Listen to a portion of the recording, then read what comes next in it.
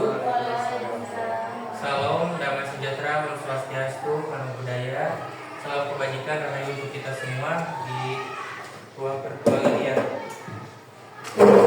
Perkenalkan, sebelumnya nama saya Regi Prasetya. Saya merupakan CGP Angkatan 10 dari SD Perak Sambung 3. Kali ini saya akan memaparkan terkait budaya positif. Topik yang akan disampaikan diantaranya yaitu yang pertama, disiplin positif dan nilai-nilai kebajikan universal.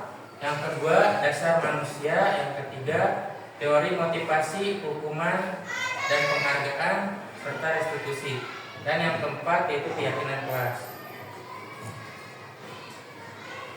Nah, konsep inti dari budaya positif ini terbagi menjadi beberapa yang diantaranya, yaitu ada perubahan paradigma belajar, disiplin positif, nilai-nilai kebajikan, kebutuhan dasar manusia, serta motivasi perilaku manusia, posisi kontrol guru, keyakinan kelas, dan segitiga restitusi.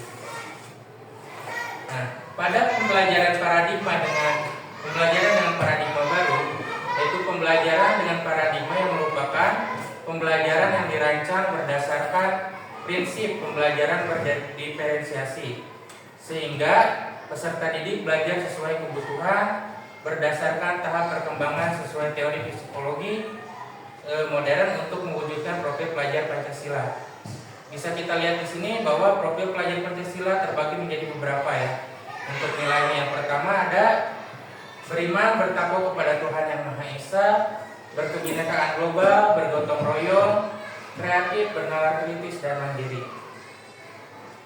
Nah, selanjutnya perubahan paradigma kegiatan kepalan tangan. Nah, di sini bisa kita contohkan A dan B ya, Bapak Ibu. Contohkan misalkan di tangan kepalan A itu ada secari kertas yang bertuliskan benda atau sesuatu yang sangat berharga bagi Bapak dan Ibu. Lalu di tangan yang satunya atau di teman Anda, letakkan di salah satu tangan Anda dan genggam benda tersebut dengan segala daya dan buatlah sebuah kepala. Lalu untuk teman Andanya bisa juga untuk mencoba dengan sekuat tenaga dengan berbagai cara untuk meminta Anda memberikan benda tersebut. Contoh misalkan Put, genggamkan tangannya Put. Nah, Ibu meminta ke Ibu Putri buat dilepas tangannya sampai berbilang. Nah, ada nilai tersendiri dari situ, berarti secara tidak langsung Ibu Putri masih bisa dikontrol oleh orang lain. Pada pembelajaran ini sesungguhnya nilainya itu adalah kontrol pada diri kita ditentukan oleh diri kita sendiri, bukan oleh orang lain. Contohnya di sini ilusi guru mengontrol murid. Nah, bagaimana kita bisa menstimulus siswa? Lalu ada ilusi bahwa semua penguatan positif efektif dan bermanfaat. Lalu ilusi bahwa kritik dan membuat rasa bersalah mampu menguatkan karakter. Pernah nggak di sini Ibu Bapak melakukan ilusi membuat rasa bersalah pada siswa? Pernah. Ada kan yang misalkan membuat argumen-argumen, kalimat keluhan, ayo dong bantu Bapak Ibu gitu kan untuk belajar yang lebih aktif lagi di kelas. Nah, itu tuh merupakan ilusi yang bersifat membuat rasa bersalah Bapak Ibu. Lalu selanjutnya ilusi bahwa orang dewasa berhak memaksa ya. Di sini kan kita juga terkadang memaksa anak ya, tapi dalam sifat yang positif.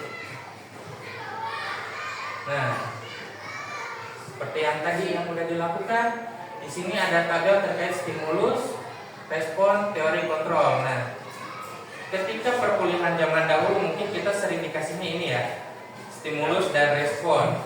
Padahal sesungguhnya yang kita gunakan dalam proses pembelajaran harusnya itu adalah teori kontrol.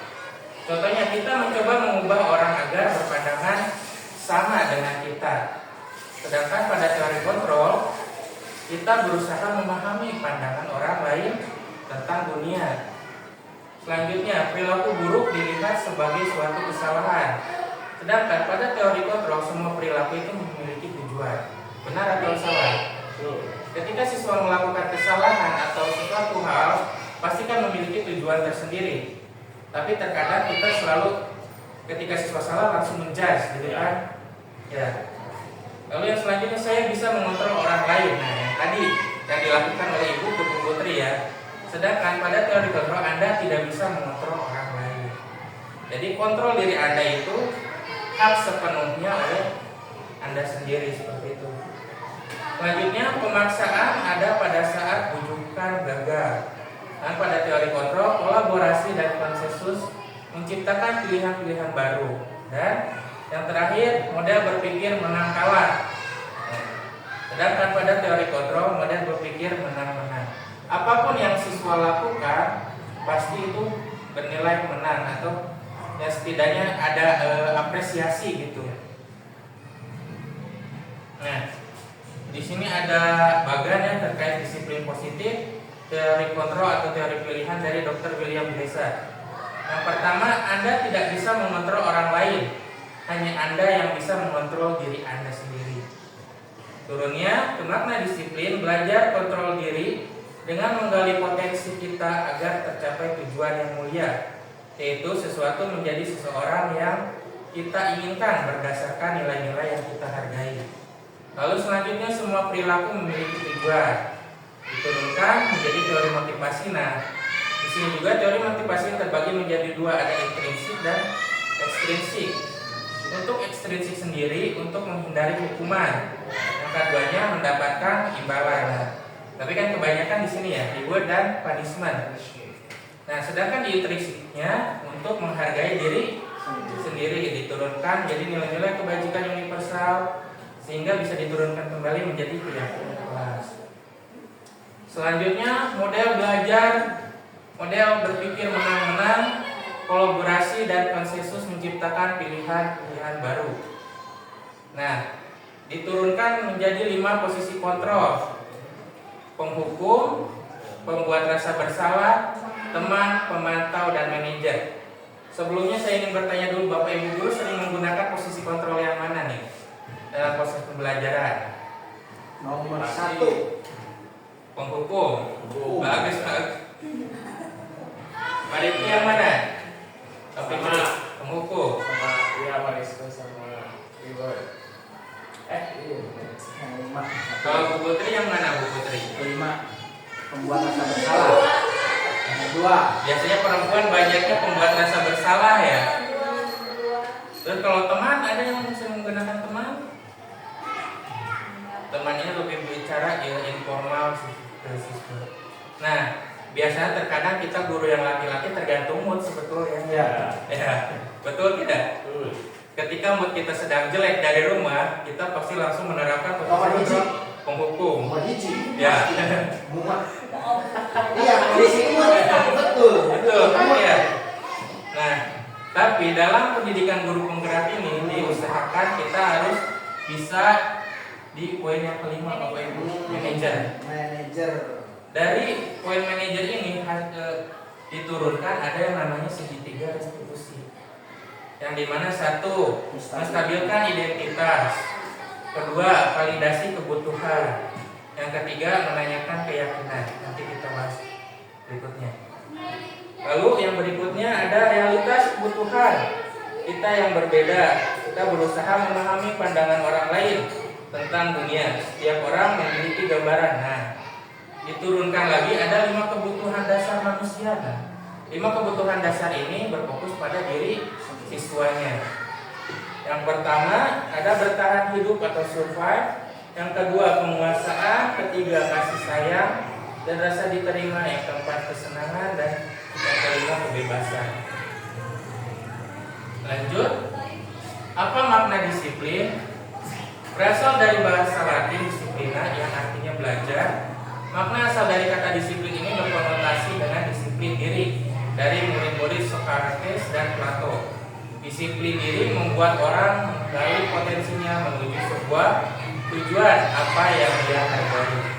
Namun dalam budaya kita, makna kata disiplin ini telah berubah menjadi sesuatu yang dilakukan seseorang pada orang lain untuk mendapatkan kepatuhan.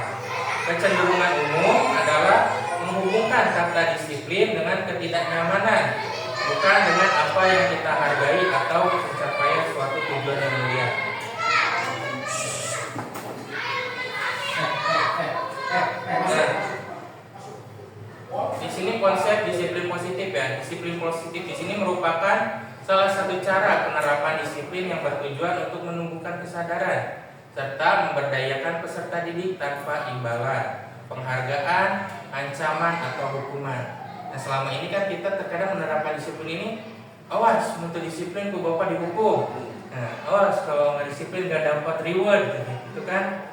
Sebagai pendidik, tujuan kita adalah menciptakan peserta didik yang memiliki disiplin diri, sehingga mereka berperilaku mengacu pada nilai-nilai kebajikan universal dan memiliki motivasi intensif dalam perubahan perilaku ke arah yang lebih baik.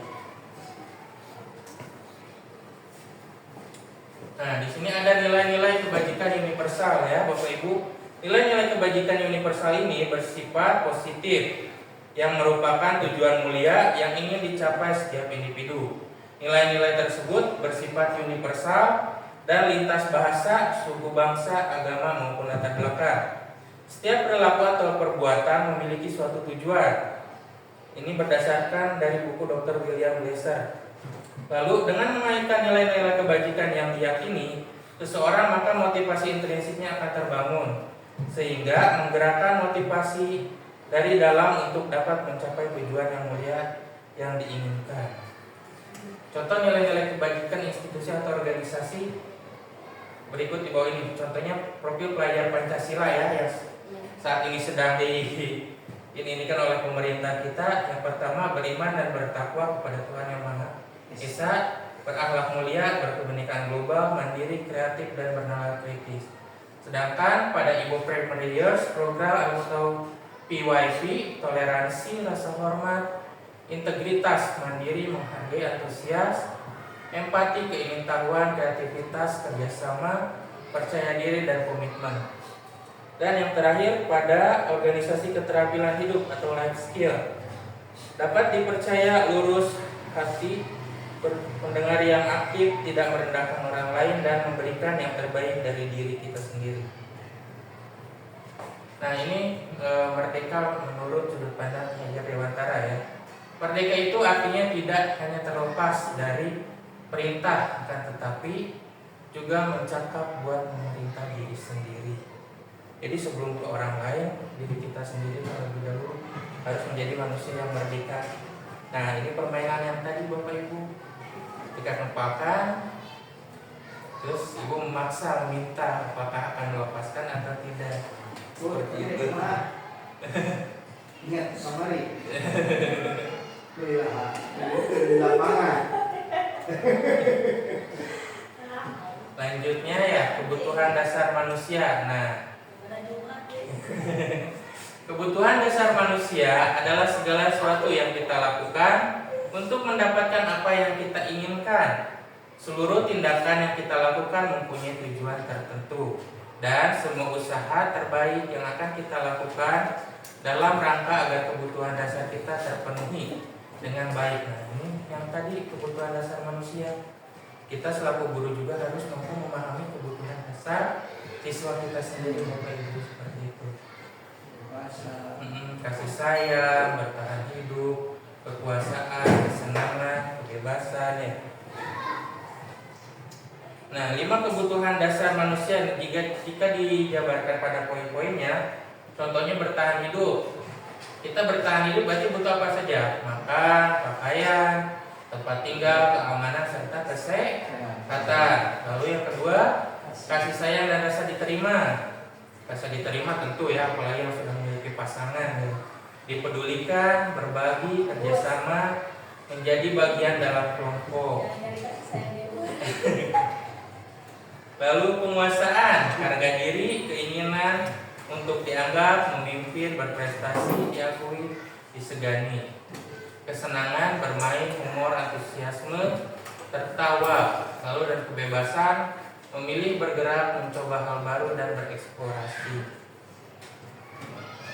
Masuk ke materi keempat terkait motivasi, hukuman, dan restitusi. Nah, sebelumnya saya ingin bertanya dulu kepada Bapak Ibu. Bapak Ibu apakah setuju dengan pernyataan di bawah ini? Hukuman dapat mendisiplinkan anak. Yang kedua, pemberian hukuman dengan hal positif seperti membaca atau membersihkan halaman sekolah dapat meningkatkan disiplin anak. Yang ketiga, memberi penghargaan dapat meningkatkan motivasi belajar anak. Barangkali ada tanggapan dari Bapak Ibu untuk nomor 1, 2, atau 3? Nomor 3 sih Pak, jadi Sok gimana kalau Pak Fikri? misalkan dikasih reward itu jadinya kebiasaan Bu. Termotivasi. Jadi kurang on point lah kalau misalkan setiap hal ini dikasih penghargaan. Jadi fokusnya berubah ya, bukan pada proses pembelajarannya, melainkan hadiah. Ya, rewardnya. Bagus, barangkali mau memberikan statement untuk nomor 1 atau nomor 2? Nomor 2, pemberian hukuman dengan hal positif seperti membaca dan membersihkan halaman. Aduh, tapi kalau membersihkan halaman mah kasihan juga ya. Kayaknya nih nomor 2 itu kurang setuju. Kurang setuju. Menurut saya. Mhm. Kadang zaman sekarang sih berbeda kan dengan zaman dulu. Tapi kalau untuk poin 3 sih kayaknya bagus juga memberi penghargaan. Ya, untuk sesekali mungkin tidak menjadi suatu permasalahan ya. Kalau sekali Tapi kalau keseringan mungkin akan jadi masalah juga. Akan jadi masalah. Bu Putri, bangkai ada tanggapan? Dari Ibu? Kita next ya. Nah, teori motivasi perilaku manusia. Di sini ada motivasi eksternalnya 2 dan motivasi internal ya. Yang pertama, untuk menghindari ketidaknyamanan atau hukuman, apa yang akan terjadi apabila saya tidak melakukannya? Turun, masih motivasi eksternal. Apa yang akan saya dapatkan apabila saya melakukannya? Nah, jadi di sini ada suatu pengharapan ya, ada harapan ya. Yang ketiga, saya akan menjadi orang yang seperti apa bila saya melakukannya. Ini lebih fokus pada ke dirinya, motivasi secara internal. Nah, sekarang kita bahas terkait hukuman, konsekuensi, restitusi. Untuk hukuman, ini sifatnya tidak terencana atau tiba-tiba. Lalu murid tidak tahu apa yang akan terjadi. Yang terjadi satu arah, biasanya dari guru ke murid. Yang keempat, berupa hukuman fisik atau psikis, biasanya kan push up, sit up, lari gitu kan ya. Terus kan juga tidak terencana kan ya. Sedangkan untuk konsekuensi di sini terencana atau disepakati sesuai peraturan. Ada kesepakatan Ya, betul. Murid tetap dibuat tidak nyaman, misalnya seperti itu. Yang ketiga, sikap guru selalu memonitoring murid, baik di kelas ataupun di luar kelas. Nah, sedangkan pada restitusi, proses menciptakan kondisi bagi murid untuk memperbaiki kesalahan. Keduanya, proses kolaboratif yang mengajarkan murid mencari solusi sendiri. Nah, jadi dari antara ketiga ini ada perbedaan pada tahap restitusi. Pada proses restitusi ini lebih kepada siswa menyadari apa yang dia lakukan, kesalahan apa yang dia lakukan, dan untuk solusinya dia sendiri yang memikirkan. Contohnya, ada seorang siswa yang tidak piket, lalu dipanggillah oleh Pak Agus. Contohnya seperti itu, kenapa kamu tidak piket? Ya Pak, saya kesiangan. Misalkan saya lupa. Oh, kalau seperti itu kamu tahu keyakinan kelas apa yang sudah dilanggar. Ya Pak, lalu apa yang akan kamu lakukan? Nah, di situ kan secara otomatis siswa berpikir apa yang akan dia lakukan untuk menangani masalah yang telah dia buat. Baik Pak, saya akan membersihkan kelas yang belum rapi. Seperti itu, itulah proses restitusi. Nah, di sini ada contohnya nih, 5 posisi kontrol guru dan contoh penerapannya. Kasusnya, siswa tidak memakai atribut lengkap saat upacara bendera. Nah, di sini mah rajin ya upacara benderanya ya. Nggak kayak di SD. Untuk hujan, tapi udah aman ya hujan itu belum. Contohnya, ketika Bapak mengambil posisi penghukum, pasti Bapak akan menyuruh hormat pada bendera selama 1 jam. Mantu. Ya. Ketika Bapak menggunakan posisi kontrol sebagai pembuat merasa bersalah, statement yang Bapak akan keluarkan itu berapa kali Ibu harus atau Bapak harus beritahu kamu selalu saja mengecewakan bapak atau ibu. Sini kan berarti ada rasa bersalah ya, membangkitkan rasa bersalah siswa. Nah, terus yang ketiga, posisi sebagai teman. Di sini kan bicaranya secara informal ya, seperti ngomong sebaya gitu. Ayo dong ikuti aturan sekolah, tolong bantu bapak atau ibu ya. Kalau sekali ini saja ya sudah, lain kali jangan berbuat seperti ini lagi ya. Nah, itulah posisi kontrol sebagai teman. Lalu sedangkan sebagai pemantau bagaimana? Itu kamu sudah melanggar peraturan sekolah. Kamu tahu konsekuensinya. Setelah upacara beri atributnya ke koperasi dan jangan diulangi lagi. Sedangkan pada posisi manajer itu betul-betul digali, apakah kamu tahu kesalahan kamu apa?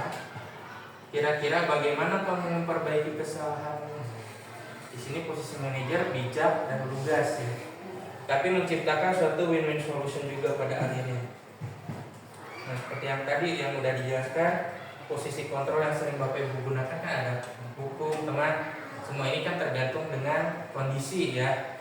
Selain mood berangkat dari rumah, terus keadaan di sekolah juga terkadang mempengaruhi ya.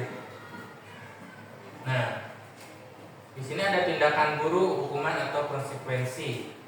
Contohnya misalkan Bapak Ibu nih sering menyuruh pada siswa mencatat 100 kali di dalam buku kalimat saya tidak akan terlambat lagi karena terlambat ke sekolah. Nah, itu tuh merupakan hukuman karena tidak sana dan langsung satu arah. Lari mengelilingi lapangan basket 2 kali karena terlambat hadir di sekolah.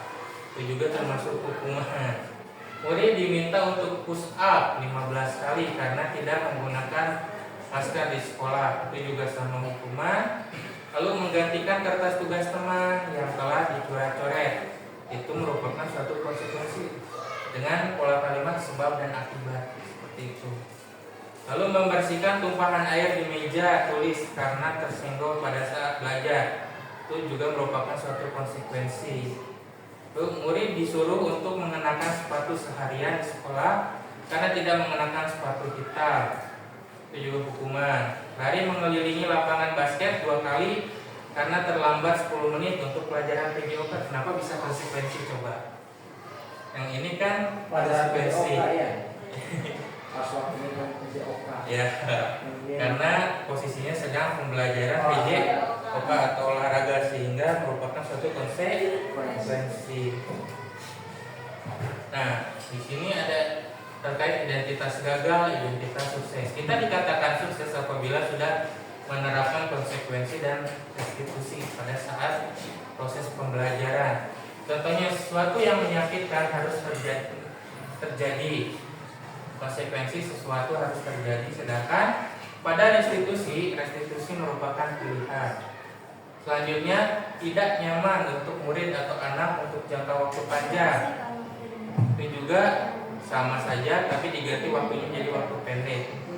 Lalu menguatkan untuk murid atau anak dalam jangka waktu panjang. Bisa dilihat ya di sini ada perbedaan yang cukup signifikan antara hukuman, konsekuensi dan restitusi. Nah, inilah yang disebut segitiga restitusi, yang dimana merupakan suatu proses dialog yang dijalankan oleh guru agar dapat menghasilkan murid yang mandiri dan bertanggung jawab. Proses tahapan segitiga restitusi ini dimulai dari menanyakan keyakinan, menstabilkan identitas dan validasi tindakan yang salah. Nah, yang pertama menstabilkan identitas. Di sini berdasarkan prinsip membuat kesalahan adalah bagian dari proses pembelajaran. Nah, ini pola kalimat yang biasa digunakan dalam menstabilkan identitas. Yang pertama, berbuat salah itu wajar. 2, tidak ada manusia yang sempurna. Atau yang ketiga, ibu bapak juga pernah melakukan itu. 4, ibu bapak tidak mau mencari siapa yang salah, tetapi ingin mencari solusi dari permasalahan ini. Dan yang terakhir, kamu berhak merasa begitu. Lalu yang kedua, validasi tindakan yang salah. Berdasarkan prinsip setiap perilaku berupaya memenuhi suatu kebutuhan tertentu. Nah, di sini pola kalimatnya dalam validasi tindakan yang salah itu seperti kamu pasti punya alasan mengapa melakukan hal itu. Padahal kamu bisa melakukan hal buruk lebih dari ini ya. Kamu patut bangga karena telah melindungi sesuatu yang penting buat kamu.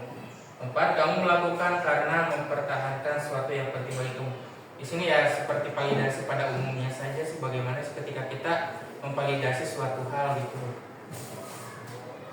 Lalu selanjutnya menanyakan keyakinan dengan pola kalimat, apa keyakinan kelas kita. Di sini Bapak Ibu sudah membuat keyakinan kelas atau belum? Belum. Guru kelas sudah.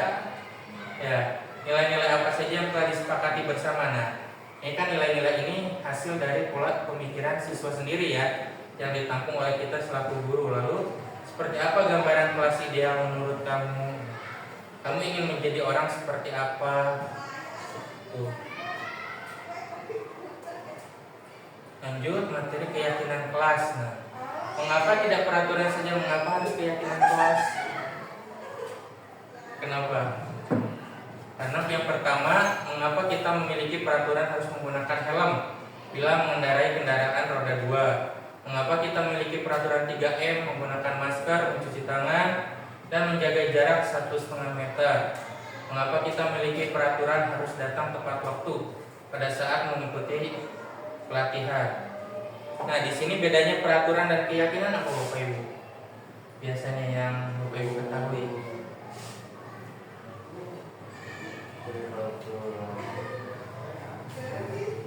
Peraturan itu baku nggak sih ya? Ya? Kalau keyakinan hasil dari kesepakatan gitu. Jadi yang lainnya ada? Perbedaan antara keyakinan dengan hukuman, dengan peraturan.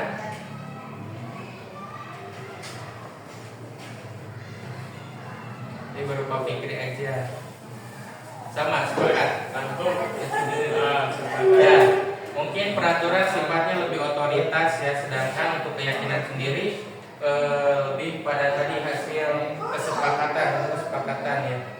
Nah, untuk mendukung motivasi intrinsik, kembali ke nilai-nilai, keyakinan lebih menggerakkan seseorang dibandingkan mengikuti rangkaian peraturan. Mungkin peraturan dan keyakinan kelas, contohnya selalu kembalikan buku ke tempatnya. Keyakinan kelas tanggung jawab. Lalu dilarang mengganggu orang lain. Untuk keyakinan kelas bisa diubah menjadi menghormati orang lain. Hadir di sekolah 15 menit sebelum pembelajaran dimulai. Nah, di sininya mulai menghormati orang lain, berkomitmen. Sebenarnya itu sifatnya nilai-nilai kebajikannya ya. Perubahan dari peraturan itu. Nah, barangkali Bapak Ibu belum membuat keyakinan kelas. Ini contoh tahapan-tahapannya. Yang pertama, menentukan peraturan yang harus disepakati. Yang kedua, mengubah peraturan menjadi kalimat positif. Yang ketiga, menentukan nilai kebajikan. Keempat, menentukan nampak atau tidak nampak dengan tabel T dan tabel Y. Yang terakhir, menentukan tugas saya, tugas kamu, bukan tugas saya dan tugas kamu. Jadi di sini dijelaskan job description-nya masing-masing. Antar siswa misalkan sisi kebersihan, bertanggung jawab terkait kebersihan di kelas atau di luar kelas. Nah, ini Bapak Ibu yang disebut tabel T dan tabel Y. Contohnya di sini dulu ya, pola kalimatnya terlihat, terdengar dan berperilaku. Di sini untuk terlihat, berempati terhadap perasaan orang lain, memegang barang milik orang lain hanya dengan izinnya. Berarti tanpa si izinnya, berarti kita jangan menyentuh barang tersebut ya. Lalu mendengarkan dengan sesama, senantiasa berbuat baik dan berbagi. Lalu terdengar, satu orang berbicara, yuk saya bantu, kita bisa selesaikan ini bersama. Terima kasih, mungkin tolong ya, permisi, boleh saya pinjam, nanti akan segera saya kembalikan. Nah, kita lanjut aja untuk ke tabel T dan tabel Y. Tampak seperti dan tidak tampak seperti. Di sini contoh datang tepat waktu, hadir, sering hadir, terlambat. Lalu selanjutnya menyapa teman dan guru setiap hari. Tidak nampaknya tak acuh kepada teman dan guru. Lalu mengembalikan barang teman yang telah dipinjam dan mengucapkan terima kasih. Lalu tidak tampak sepertinya tidak mengembalikan barang telah dipinjam dan meletakkan sembarangan. Jadi secara tidak langsung ini adalah suatu hal kalimat positif sedangkan itu bentuk negatifnya seperti itu. Mungkin sekian presentasi dari saya. Barangkali ada yang mau ditanyakan enggak Bapak Ibu terkait disiplin positif, keyakinan kelas? Ada yang mau ditanyakan Bapak Ibu enggak? Saya udah tahu. Sawi ya, biar benar tuh. Tidak ada. Jika tidak ada mungkin saya cukupkan saja. Terima kasih atas partisipasi Bapak Ibu. Mohon maaf apabila ada kesalahan kata-kata, akhir kata wabillahi taufiq wal hidayah. Wassalamualaikum warahmatullahi wabarakatuh. Waalaikumsalam.